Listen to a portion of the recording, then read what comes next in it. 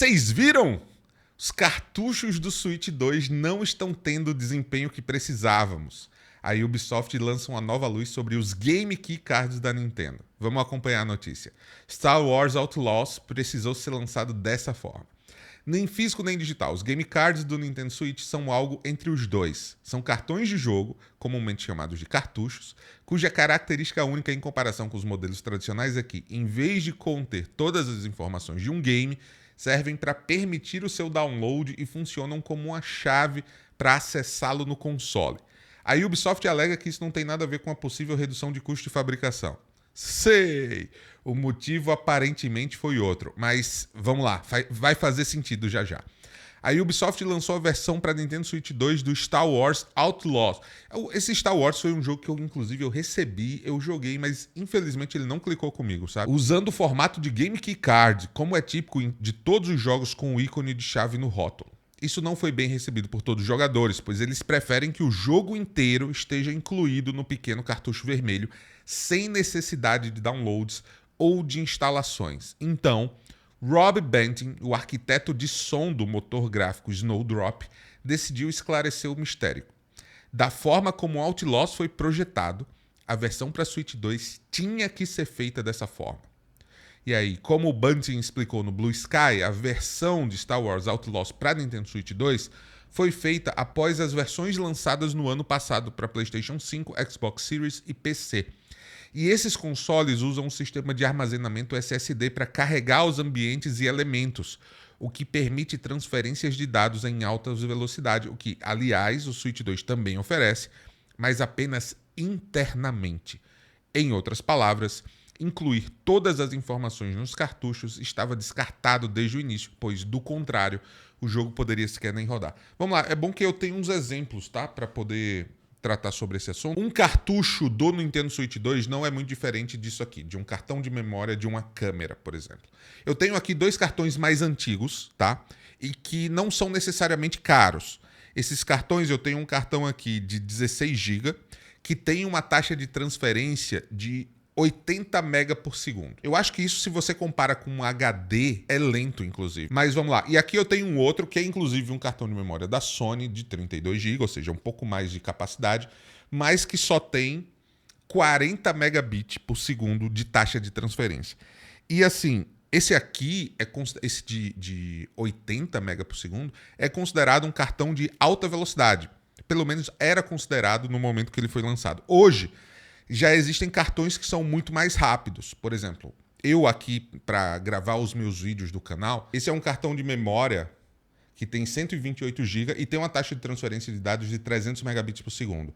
O Melo fez a boa e disse pra gente aqui, ó, um HD de 7.200 rotações tem 150 MB. Ou seja, um cartão de memória acessível, cujo preço não custa sozinho o preço de um cartucho, porque esse cartão aqui de 300 MB é um cartão caro. Esse é um cartão que custa mais do que um jogo de videogame sozinho. Então, um cartão que tem essa taxa de transferência menor é pior do que um HD. E a gente teve uma das grandes melhorias que a gente teve nos jogos recentemente foi justamente esse carregamento mais rápido que o SSD proporciona. Porque, por exemplo, se a taxa de transferência disso aqui é 40, 80, a taxa de transferência de um SSD NVMe M2 é 6.000, 7.000, 8.000 MB por segundo, né? 8 GB por segundo, 6 GB por segundo, 7 GB por segundo.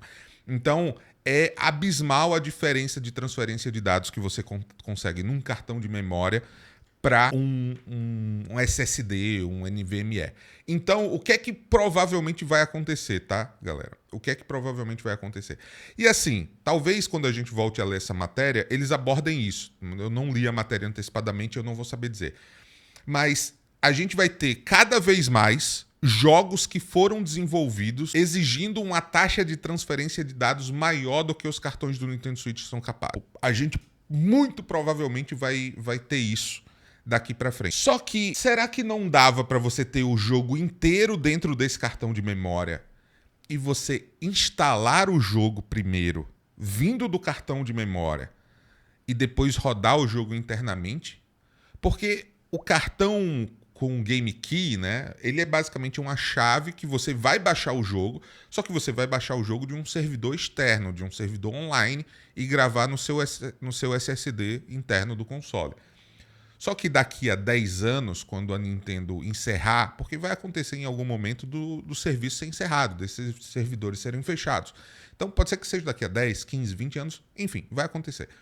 Daqui a 20 anos, digamos assim, quando o serviço da Nintendo encerrar, de onde é que você vai baixar esse negócio? De canto nenhum, porque vai estar encerrado.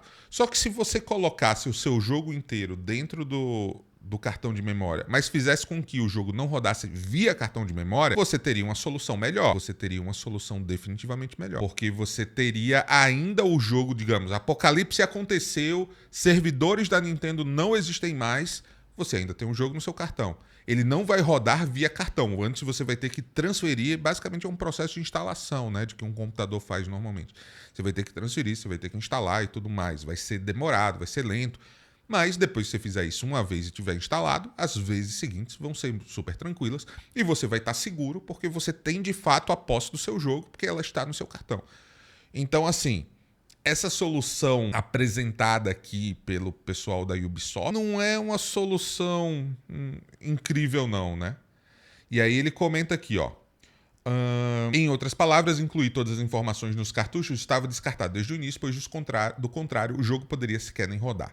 E aí ele comenta que a engine Snowdrop depende muito da transferência de disco para os seus ambientes de mundo aberto. E nós descobrimos que os cartuchos do Switch 2 simplesmente não ofereciam o desempenho que precisávamos com a qualidade que a gente buscava. Eu não me lembro do preço dos cartuchos ter sido mencionado na discussão, provavelmente por ser irrelevante. Isso significa que todos os jogos da Ubisoft estarão disponíveis no formato de cartão-chave do Nintendo Switch 2? Definitivamente não. Aliás, o próprio Bungie não descarta que, se uma versão de Star Wars Outlaws tivesse sido criada do zero, as coisas poderiam ter sido diferentes. Mas, é claro, o jogo foi desenvolvido primeiro e, depois de lançado, o novo console da Nintendo chegou. E aí ele comenta, acho que se tivéssemos criado um jogo para Switch 2 do zero, teria sido diferente. Desenvolvemos um jogo baseado no SSDs das plataformas alvo iniciais, e logo depois o Switch 2 chegou. Nesse caso, acho que a nossa gestão acertou. O formato do Game Key Card permite que jogos de alto calibre, como Street Fighter, Yakuza e a anunciada versão personalizada de Dragon Ball Sparking Zero, migrem do PlayStation, Xbox e PC para o Switch 2. Balela, né? Tipo, não é o formato que permite que isso aconteça. Por outro lado, a CD Projekt Red tirou um Cyberpunk 2077 da cartola com todo o conteúdo presente no cartucho físico. E olha que, assim, eu não sei se vocês tiveram a experiência. Eu sei porque eu já fiz alguns vídeos de Cyberpunk 2077 e é corriqueiro a quantidade de gente reclamando que o jogo roda ruim se você não tiver um SSD. E a comunidade não deixou passar batido, já que a recepção foi tão boa que o jogo vendeu muito mais cópias físicas do que digitais, 75% versus 25% no Switch. E tá aqui, né, a matéria do Vini Matias na IGN. Então, o meu ponto de vista sobre isso é que essa é uma solução, mas essa é uma solução que definitivamente economiza dinheiro para a Ubisoft. A Ubisoft ela teria um outro caminho para ir, sem dúvida nenhuma, mas a realidade é que a gente está se encaminhando cada vez mais. E a Ubisoft defende isso, né? A Ubisoft ela literalmente está num processo judicial para que ela pudesse ter encerrado aquele jogo de carro dela. E a galera reclamou e tudo mais.